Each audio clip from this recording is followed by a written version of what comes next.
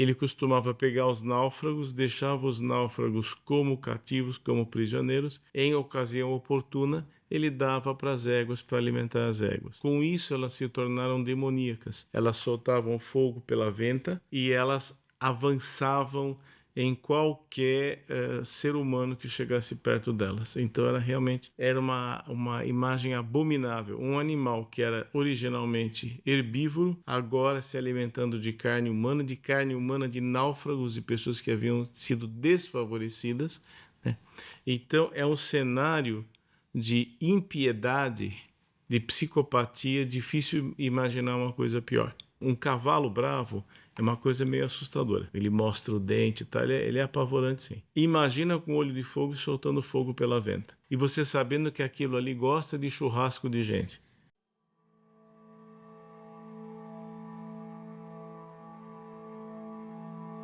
Olá, tudo bem? Obrigado mais essa vez estar com a gente aqui, dando uma sequência nas aventuras e desventuras do Hércules, né, o herói grego, e obviamente sempre trazendo para o nosso contexto da atenção plena do autocuidado, sempre trazendo as coisas que a gente pode extrair, né, dessas histórias. Lembrando que o herói, né, é o mito. E o mito, na verdade, é uma somatória do trabalho de gerações e de várias expectativas humanas diferentes, pessoas diferentes em épocas diferentes. Esse mito, esses trabalhos, eles foram escritos, compilados e reescritos por séculos, né? Nós já tivemos ocasião de comentar isso. Então existe muito valor, é muito precioso a gente dar atenção a essa mitologia, porque a gente extrai elementos eminentemente práticos para a nossa vida. E hoje nós vamos estar às voltas com seres monstruosos, para variar, né? Que trazem uma série de reflexões para a gente. Mas antes da gente entrar nesse assunto propriamente dito, eu pediria que você não deixasse de dar um like, de comentar ou de compartilhar, porque realmente isso fortalece o nosso algoritmo. Também aparece no decorrer do vídeo, aparece uma chave Pix e aparece um QR Code. Você pode ali também contribuir financeiramente, ajudar a gente a sustentar esse trabalho, tá? Então, por favor, não deixe de participar junto com a gente aí, dando sua manifestação, seu like, tá? Bem, isto dito, nós vamos então começar essa nova tarefa. Hércules havia passado um tempinho sossegado, até que o primo dele, aquele primo que ficou incumbido de dar 12 tarefas para ele, no início não sabia que eram 12, mas dá as tarefas para ele, e como um castigo, uma punição, como uma redenção do fato dele ter chacinado a própria família. Quem está chegando agora, pegando este vídeo, pode ir lá no nosso canal, pode se inscrever e pode pegar desde o início toda a narrativa, né? E dessa vez o primo dele, Euristeu, que era o rei de Tirinto, o incumbiu de uma tarefa. Ele falou: olha, é o seguinte, você vai até o reinado de um cara chamado Diomedes. Lá você vai ter as éguas assassinas que ele tem, e você vai trazê-las mansas como carneiros. Era uma tarefa que tinha cara de ser impossível. Por quê? O que acontece? Essas éguas haviam sido treinadas desde pequenas a ser alimentadas exclusivamente com carne humana.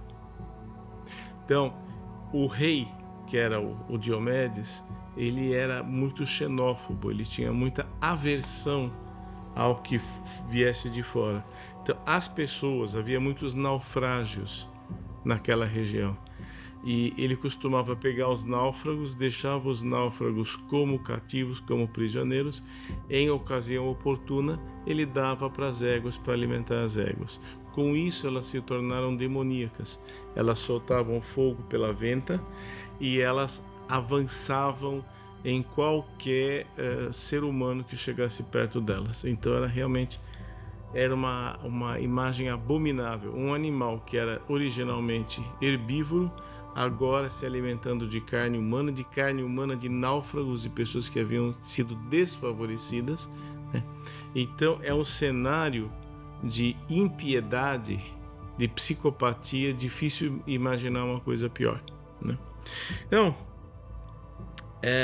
quando ele foi para o porto, ele contratou o navio dele, ele foi para o porto. Para a surpresa dele, quem tinha se prontificado aí com ele ouviu da história, ouviu falar a proposta que tinha sido feita para ele, foi e tomou as providências, foi Filo. Vocês lembram de Filo? Então, de novo, quem não sabe, vai lá no canal, se inscreve, pega os vídeos, os primeiros vídeos, e vocês vão ler quem foi Filo.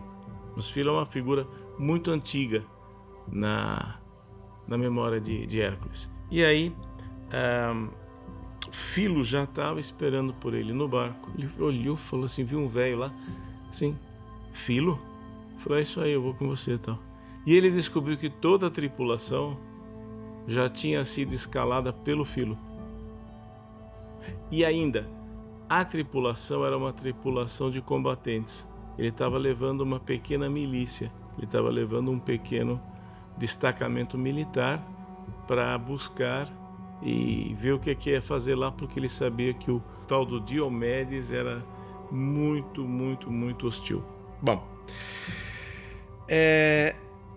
o Hércules vai às lágrimas, porque dessa vez ele falou assim, olha, eu estou sozinho e essa vai ser difícil. E a presença do Filo, a gente nem sabe, ele nem sabia se ia dar certo, né? O Filo ia ajudar, se isso ia favorecer o resultado, ou se isso ia aumentar o número de mortos, ele não sabia. Mas a presença humana do Filo, né, que havia sido aquele que havia protegido o pai dele lá atrás, repito, dá uma olhadinha, vai vendo lá os primeiros vídeos. Agora ele vem proteger o Hércules, já velho. Bom, aí isso leva Hércules às lágrimas, que era uma coisa rara de acontecer, né? O cara não era muito fácil de comover, mas desta vez ele se sentiu profundamente tocado. Aí eles vão para as regiões bárbaras. E o que eram essas regiões bárbaras? Eram longe. Mas o que é longe? Para aquele tempo, né? O longe daquele tempo era uma distância que a gente hoje vence em 1 hora de avião. Então, a gente tá em Tirinto e quer ir lá para Trácia, a gente pega um avião para jantar lá. As pessoas estão esperando a gente para jantar. Naquele tempo era uma viagem dificílima de barco no mar e com muitos naufrágios. O mar era muito, muito, muito revolto por ali. Bom, essas regiões se chamam Ponto Euxino ou Euxino, eu nem sei como é que pronuncia. Esse ponto é o Mar Negro. Depois pega o mapa, dá uma olhadinha no Mar Negro, você vai ver onde é que é o Ponto Euxino. O Estreito de Dardanelos. Dardanelos é um estreito que tem até hoje. Se você for estudar, você vai ver o Estreito de Dardanelos ali. Ele é até hoje estrategicamente muito importante e foi durante a época do Império Otomano. E a Propôntida é na Mármara. E onde fica a Mármara? Não sei. Quem souber, por favor, manda para mim. Essa eu não consegui pesquisar. Mas eram lugares muito distantes de Atenas, Tirinto, Esparta, Corinto, essas cidades que a gente já, né, dessa época que a gente conhece de cor e salteado. Daqui nós temos que o Hércules e seu exército tinham que ir buscar e trazer as éguas amansadas. Olha só, tinha que convencer o Diomedes a fornecer umas éguas ou tirar dele, depois fazer com que elas ficassem mansas. Não adiantava nada levar égua que comia gente no barco. Então ele queria tudo. Filo, quando eles entraram no barco, o Hércules percebeu que o Filo já tinha planejado a ação. Por quê? Todos como eu disse, né, os marinheiros eram também combatentes, era uma prática relativamente comum na época, né? E aí, quando eles chegam no paradeiro, no porto e tudo, ele percebe que o filho tinha planejado a ação, planejado a hora em que os soldados diminuíam, porque ali o palácio e os coches eram muito bem vigiados. Então tinha um destacamento de soldados lá, então eles esperaram a hora que os soldados, eles tinham a troca de guarda, e tinha um momento que o número de soldados diminuía. Essa hora que eles iam atacar. Então você vê o quê? Isso é muito interessante quando a gente pensa em atenção plena, porque mindfulness, atenção plena, pense no presente momento, não fique se perdendo no futuro e nem fique remoendo o passado. Ok. Então você fala assim, então eu não tenho que planejar nada, eu tenho que ir só de louca, tenho que ir de boa e na hora a gente vê o que faz. Não. Esta ideia do estar presente no presente momento significa estar presente, estar aqui no presente momento quando eu estou planejando o futuro. Então eu tenho um fim de semana para fazer uma determinada coisa, eu estou tentando organizar o final de semana para que a coisa saia a contento. Na hora que eu estou planejando o final de semana, eu estou sempre 100% presente, porque o planejamento é o presente momento. Então nós temos que ir sempre nos treinando e entendendo que mindfulness não deve dar margem à autorreprovação e nem deve dar margem à autocomplacência e nem nos permitir nos esquivar da organização que é inerente às coisas que a gente faz. Foi isso que o filho fez. Então aí, por fim, tem a diminuição da guarda, eles entram lá, eles dominam os soldados, e aí é que é o negócio, que eles olham a estrebaria, o coche, é como se fosse uma sala fechada com janela, como é hoje, né? Você deixa cavalo. Só que assim, você ia chegando perto, de repente você viu um clarão dentro do coche, um clarão, e você ia chegando perto e elas estavam lá exalando fogo pela narina. Elas soltavam fogo pela narina. É interessante a semelhança que elas têm com a mula sem cabeça. A gente fala da nossa querida mula sem cabeça, mas há uma semelhança muito grande, né? Um equídeo, né? Um cavalo, uma mula, uma égua, o que seja, mas que solta fogo pela venta. Aí você fala, mas ela não tem cabeça, como é que pode soltar pela venta? Tá, mas as éguas de Diomedes tinham cabeça. Aliás, o olho também era de fogo. Era horroroso de ver, né? Um cavalo bravo é uma coisa meio assustadora. Ele mostra o dente e tal, ele é apavorante, sim. Imagina com o olho de fogo soltando fogo pela venta. E você sabendo que aquilo ali gosta de churrasco de gente. A complicação que é. Então, aí finalmente, né? O ar era pestilento e quente. Era um lugar de carne podre. Era um negócio. Todos os lugares que o Hércules foi eram mal cheirosos, pestilentos e quentes, né? O cara era azarado, né? Ele era amigo de mosquito, né? Ele só ia em lugar roubado mesmo. E aí, daí quando eles estão vendo o que fazer com as éguas, aparece um gigante vestido de púrpura. Eu não sei exatamente o que a púrpura pode querer dizer, mas eu sei que púrpura era um tecido caro, né? Mas aí ele vem de púrpura, tem os olhos cruéis e tem uma barba negra. Aliás, é interessante esse estereótipo da barba negra, porque tem nosso vídeo também sobre os grandes psicopatas da história, onde ali muitas vezes o psicopata é um psicopata histórico.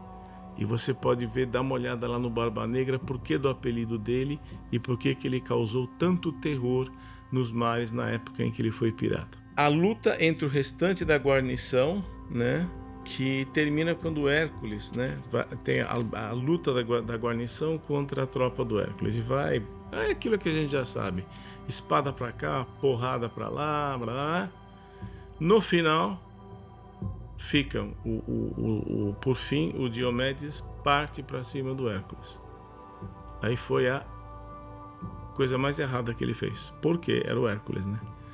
Daí o Hércules foi com uma clava, ele tinha a clava dele, sentou a mão no cara, e o cara era um gigante. Aí ele cai e levanta e ataca o Hércules com a espada à traição. Depois que ele tinha se rendido, ele puxou a espada e no código militar, se você se rendeu, você se rendeu. Acabou, você não vai fazer mais nada, acabou o jogo, terminou. Perdeu, mané, perdeu, playboy, é isso, né? No jargão da criminalidade, né? Você fala isso, perdeu, mané, perdeu, playboy, né? E eles entendiam assim, né? Ó, perdeu, acabou. Você se rendeu, agora não vai inventar moda. Aí, por fim, sim, quando o cara ataca o Hércules, a pele do leão de Nemeia, aquela primeiro trabalho dele, que ele usava como uma couraça, uma proteção, pegou a espada não conseguiu atravessar aquela pele, ele percebeu o golpe, deu uma clavada na ideia do Diomedes, pegou Diomedes e jogou o Diomedes para as éguas, e as éguas devoraram o cara. Aí quando terminou, o cara era muito bacana, ele era muito legal. Então provavelmente assim, quando ele morreu, né, todos os serviçais dele sentiram alívio de tão bacana que ele era como pessoa. E imediatamente quiseram se juntar à tropa de Hércules. Não, nós não somos uma milícia, a gente só se formou para essa tarefa e agora a gente tem que ver, precisa levar as éguas. Os caras falaram, não, perfeito, tá tudo em paz com a morte do tirano, né? Que é o que acontece, né? Quando você é por demais voluntarioso, você é por demais truculento, você é por demais surdo ao apelo de quem está subordinado a você, na sua saída você pode esperar o ostracismo. Ninguém vai sentir sua falta e ninguém vai sentir saudade mesmo, né? Essa é uma grande... O que você semeia, você colhe, e isso é inevitável. Então ele teve um reinado de terror, guardando monstros que ele alimentava com a carne de pessoas desafortunadas. Quando este cara morre, não surge um exército de tiranetes para tomar o lugar dele, não. Surgem pessoas que não querem mais ouvir falar desse tipo de coisa. Tá? Bem, após comerem o Diomedes, as éguas se acalmaram com a morte daquele que as sustentavam e simplesmente ficaram mansas e viraram cavalos comuns, cavalos usuais, sem maiores problemas, e cavalos mansos. Aí o Hércules simplesmente pega os cavalos junto com o filo e junto com o exército, leva, coloca no barco, né, e de volta para Tirinto. Quando chega em Tirinto, ele entrega essas éguas a Euristeu de uma maneira pacífica. Quem vê a entrega não imagina o que pode ter sido o pesadelo do cumprimento dessa tarefa. Aqui o que é interessante é o seguinte, a gente perceber que assim, a hostilidade e a destrutividade que os seus atos fomentam, semeiam, será a destrutividade que se abaterá sobre você. Aquelas éguas eram monstruosas pelo desígnio do Diomedes. A partir do momento que o Diomedes pagou com a própria vida por sua infâmia, as éguas perderam o encanto. E aí a ironia é que a sorte virou contra ele exatamente naquilo em que ele era abusivo. Isso é muito curioso, é muito interessante isso, como o feitiço vira contra o feiticeiro. Então, muitas vezes a questão não é que nós somos porque o importante é perceber o seguinte: Diomedes era xenófobo. O que é um xenófobo? Ele tinha aversão ele tinha aversão a todo cidadão que fosse estrangeiro no reino dele. E a gente já viu isso muitas vezes no decorrer da história, inclusive no século XX.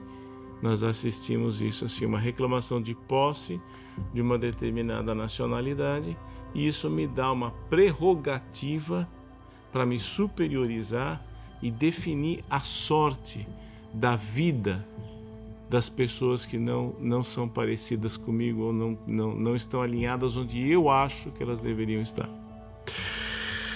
Enfim, a ideia essencial e básica é o ponto, não só a aversão ao que é diferente, mas também a forma pela qual eu hostilizo aquilo que é diferente. E aí você vai encontrar uma coisa interessantíssima, que é o seguinte: tá bom, mas onde é que eu entro nisso? Você entra nisso pelo seguinte: todo santo dia, toda hora você tem oportunidade, você está diante de ideias novas, você está diante de pessoas novas, você tem a opção de permitir que essas pessoas sejam parte do presente momento, do cenário, ou você pode começar a querer afastar, distanciar e julgar as pessoas precocemente. O não julgamento do mindfulness, ele tem um caráter reflexivo. O não julgamento dos meus pensamentos implica o não julgamento dos pensamentos do outro. Então fica aqui um ponto que é importantíssimo, que é, primeiro, foi preciso a ajuda de alguém. Hércules não teve todo o planejamento e toda a possibilidade de resolução. Eu diria que esse trabalho quem cumpriu, na verdade, foi Filo, nem foi Hércules. Novamente, o grande Filo aparece na história. E o que você semeia, de uma certa forma, você colhe. Talvez não de uma maneira tão visível, mas você comete inúmeras infrações à lei, inúmeras. Você se mete em um punhado de processos, os quais você nunca consegue resolver, você morre em litígio jurídico. Então, por mais permissivas que sejam as cortes, por mais que as coisas sejam facilitadas para você e você tem recursos para se defender, você morre no litígio. É complicado, você não morre, não é em paz que você morre. É uma coisa muito complicada. É isso aí, muito obrigado. Se você gostou do nosso conteúdo, por favor, não deixe de dar o like, compartilhar e comentar. Muito obrigado, esteja bem.